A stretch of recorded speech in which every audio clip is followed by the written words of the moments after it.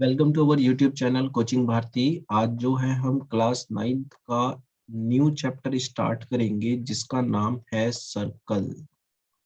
ठीक है, काफी इम्पोर्टेंट चैप्टर है ये आपके लिए। इसके हम 1 बाय 1 वीडियो बना रहे हैं और आपको 1 बाय 1 वीडियो इसमें प्लेलिस्ट में मिल जाएंगे। ठीक है, सबसे पहला अगर मैं आपको बताऊं, इसको चैप्टर को स्टार्ट करने से पहले हम इसमें आपको कुछ एब्रीवेशन के बारे में बताएंगे कि एब्रीवेशन होती क्या है। ठीक है, जैसे पूरा का पूरा जब हम चैप्टर पढ़ते हैं तो इसमें कुछ एब्रीवेशंस आती है हमारे लिए। ठीक है, तो वो एब्रीवेशन कौन कौन सी है, तो सबसे पहले मैं आपको बता देता हूँ।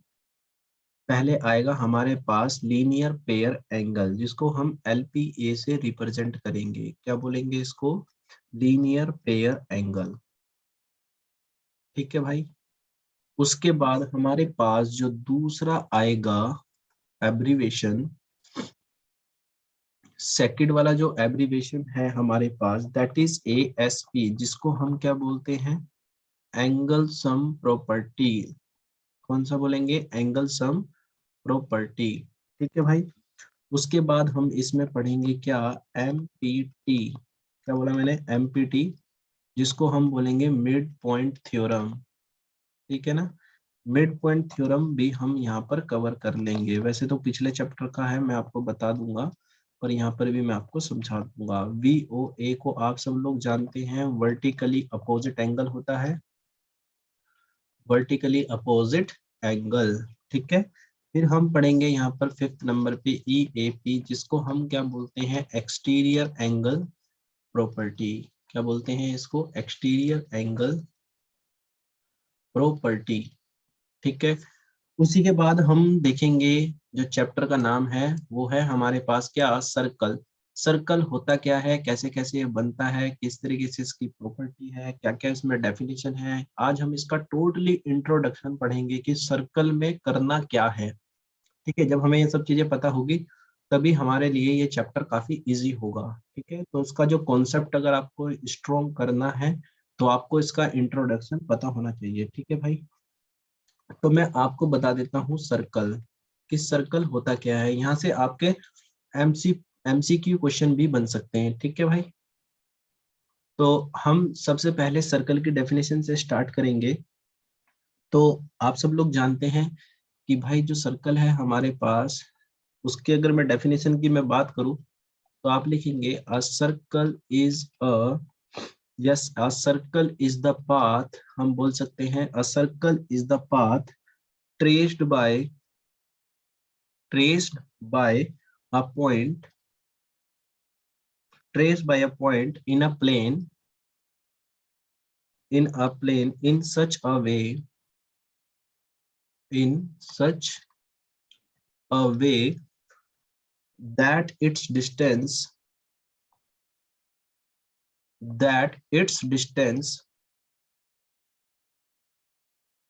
from a given fixed point,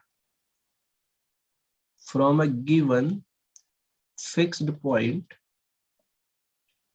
from a given fixed point in the plane is always constant, is always constant। ठीक है भाई, इसका कहने का मतलब क्या है? अगर हम बोल सकते हैं प्लेन, अगर आप यहाँ पे सर्कल को अगर समझना ही चाह रहे हैं, जैसे आपने कोई सर्कल बनाया इस तरीके से भाई। ठीक है, ये हमारे पास क्या है? सर्कल। इसका क्या है? ये इसका सेंटर पॉइंट है।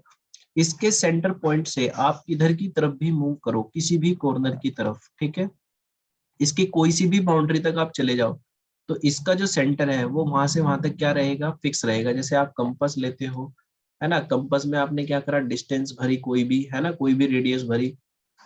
ठीक है ना, उसकी मदद से जब आप सर्कल बना लेते हो तो उसका जो एक्सिस से डिस्टेंस रहता है उसके सेंटर से, वो क्या रहता है? सेम रहता है। तो इसका कहने का मतलब वही है। ठीक है, तो सर्कल आप सब लोगों को होपफुली समझ में आया होगा। ठीक है, तो जो ये कांस्टेंट डिस्टेंस होती है, यहाँ पर आप एक चीज और देख लेना, जो हमारे पास ये कांस्टेंट डिस्टेंस होती है इसी को ही हम क्या बोलते हैं यहाँ से? रेडियस, जिसको आप सब लोग अच्छे से समझते हैं। Constant distance is known as radius. तो आपको यहाँ से एक चीज और समझ में आई, रेडियस, रेडियस से क्या बनता है, डायमीटर, इसका डबल कर देंगे तो क्या बन जाएगा, वो डायमीटर बन जाएगा। फाइन। अब हम इससे सर्कल से क्या क्या डेफिनेशन निकल कर आती है वो हम यहाँ पर देखेंगे, ठीक है भाई। अगर मैं बात करूं डेफिनेशन की, इंपोर्टेंट डेफिनेशन, काफी इंपोर्टेंट है भाई, पक्का पेपर में यहाँ से क्वेश्चन बनते हैं और इसी के बेस पे पूरा चैप्टर है। आपको कुछ चीजें इसमें आसान लगेगी तो कुछ चीजें ऐसी है जो आप यहाँ पे नई नई सीखने वाले हो, ठीक है भाई। तो सबसे पहले अगर मैं आपको बता दूं रेडियस, तो रेडियस आपने अभी पढ़ा है ना, इंपोर्टेंट डेफिनेशन में आपने क्या पढ़ा अभी, रेडियस पढ़ा। तो रेडियस क्या होता है आप सब लोग जानते हैं, this is a line segment, लिखते रहना सब लोग, this is a line segment. क्या बोलते हैं इसको, line segment joining the centre point, joining the centre and a point on a circle, point on the circle, उसी को ही हम क्या बोलते हैं, रेडियस बोलते हैं। जैसे सर्कल है, इसका सेंटर है, इसने यहाँ तक ज्वाइन करा, इसको हमने क्या बोल दिया, रेडियस बोल दिया। सब लोग जानते हैं इस बारे में, ठीक है। खैर, आगे की तरफ बढ़ते हैं। दूसरे वाली जो डेफिनेशन आती है हमारे पास आती है कोड। क्या बता रहा हूं मैं आपको, कोड के बारे में कि कोड होता क्या है, ठीक है। तो इसमें सबसे पहले लिखेंगे अ लाइन सेगमेंट, ये भी क्या है, लाइन सेगमेंट है, ज्वाइनिंग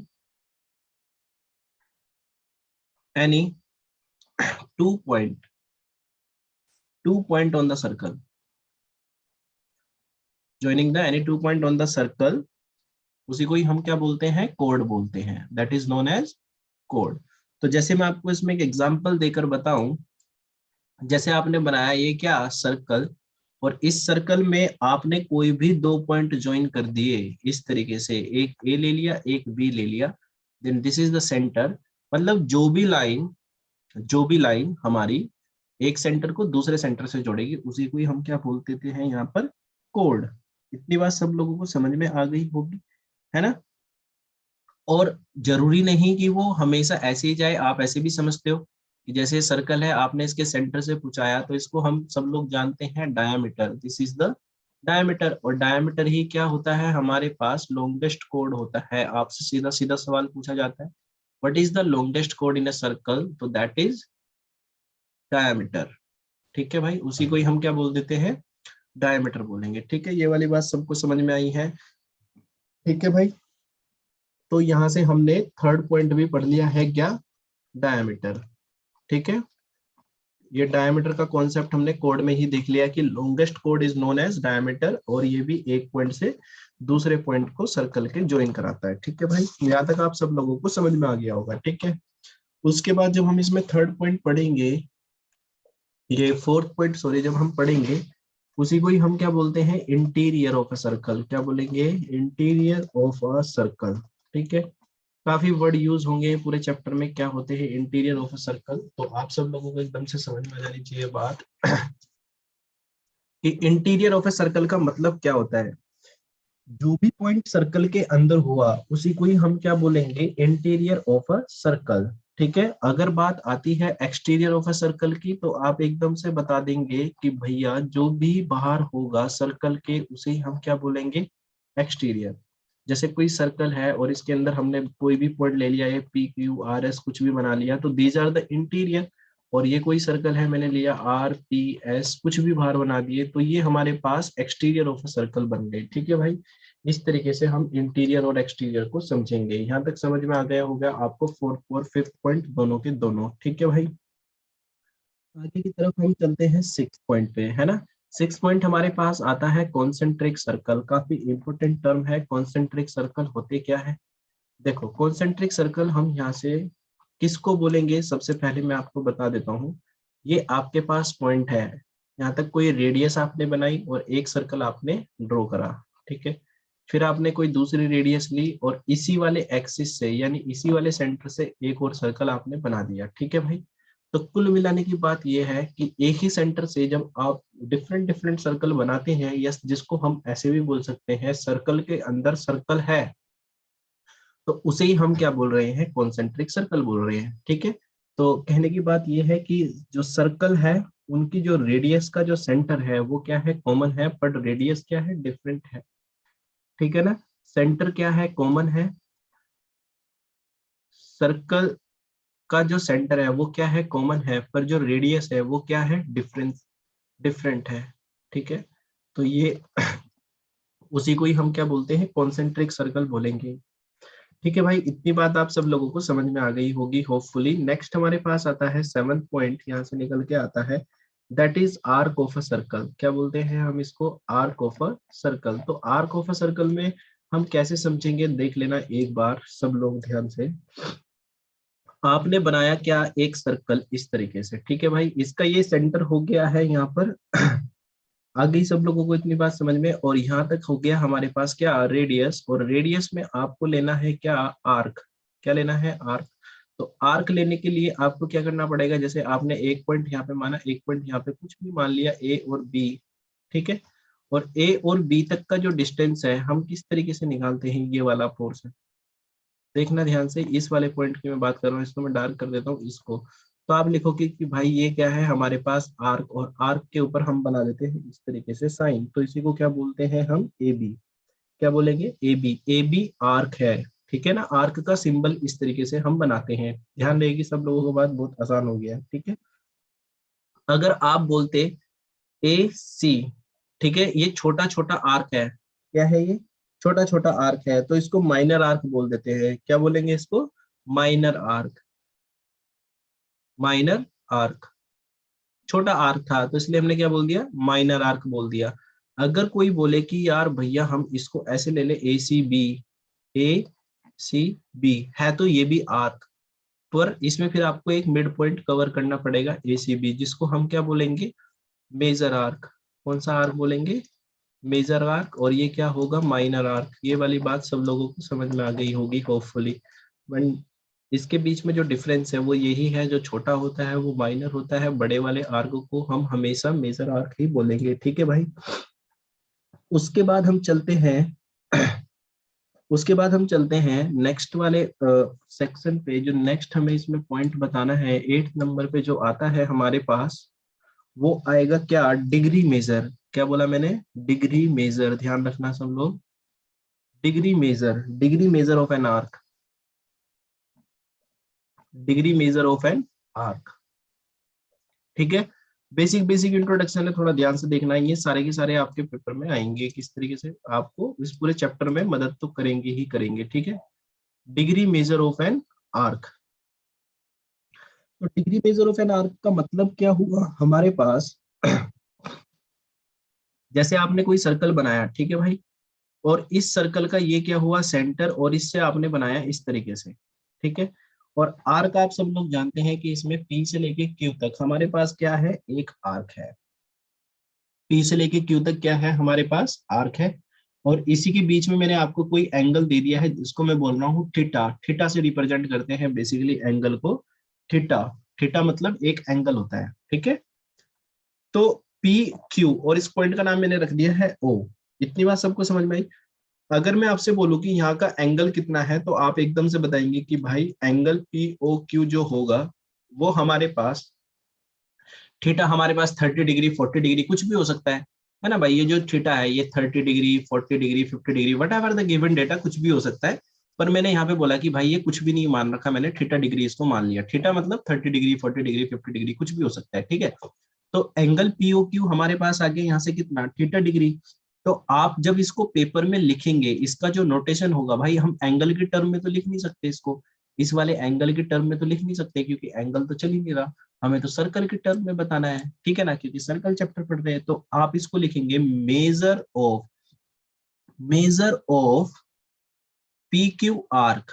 मैंने क्या बोला, मेजर ऑफ, इसका मतलब समझना ध्यान से भाई, बहुत इंपॉर्टेंट चीज सीख, मेजर ऑफ पी क्यू, क्या रीड करेंगे इसको, measure of, M for measure of P Q arc is equal to theta degree. ठीक है, this is the right sequence to write the angle in a circle. ठीक है ना, in case of arc that is P Q arc को हम theta से इस तरीके से रिप्रेजेंट करते हैं। ठीक है, इतनी बात आप सब लोगों को समझ में आ गई होगी।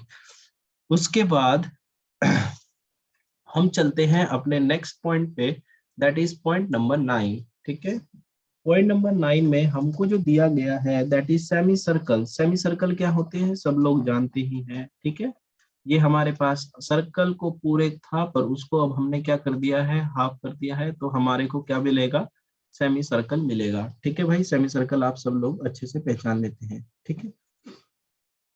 उसके बाद हमारे पास जो सेमी सर्कल तो हो गया है, जैसे मैंने यहाँ पे कोई पॉइंट लिख दिया पी, पी ओ या पी क्यू ओ, ठीक है। तो आप इसको लिख सकते हो कि पी क्यू ओ जो है हमारे पास एक तरीके से आर्क भी है, ठीक है।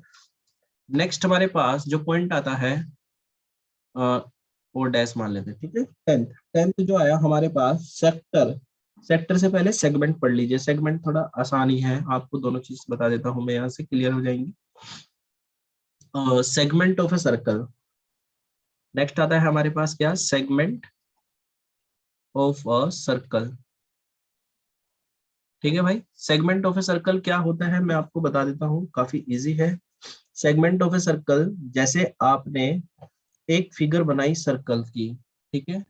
ये जैसे आपने सर्कल ले लिया है यहाँ से, अब जैसे आपने सर्कल ले लिया तो हमने क्या करा, एक इसमें कोड ड्रॉ कर दी।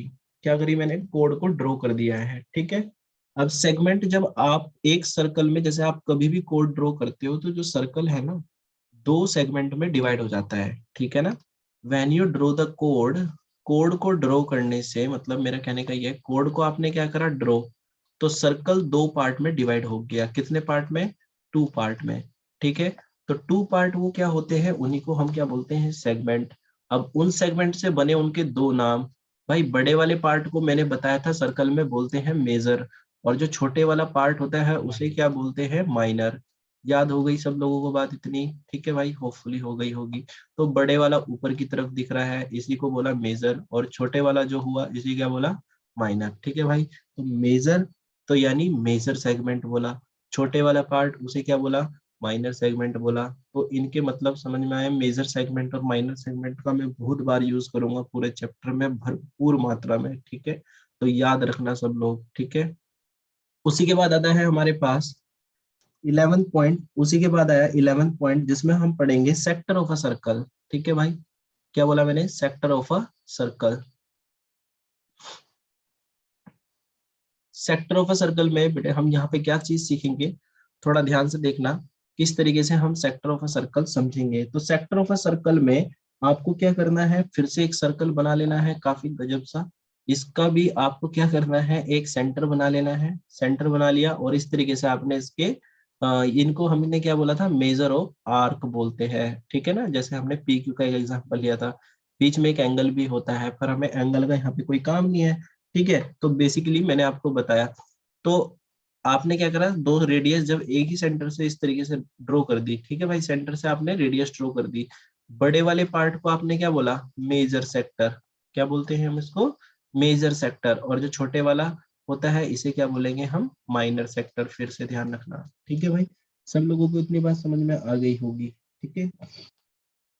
इतने बाद हम, जब इतनी बातें आपको समझ में आ गई, तो यहाँ से एक छोटे से दो टॉपिक निकल के आए मेरे पास, काफी अच्छे अच्छे, जो कि हमारे पास है क्या, कोंग्रेंट आर्क। क्या बोला मैंने, कोंग्रेंट आर्क। हमारे पास आर्क कोंग्रेंट कम हो गए, सब लोगों को पता है जब वो एक जैसे दिखेंगे तभी कोई चीज हमारे पास क्या होती है, कोंग्रेंट होती है। इतनी बात आप सब लोग अच्छे से समझते होंगे, ठीक है भाई।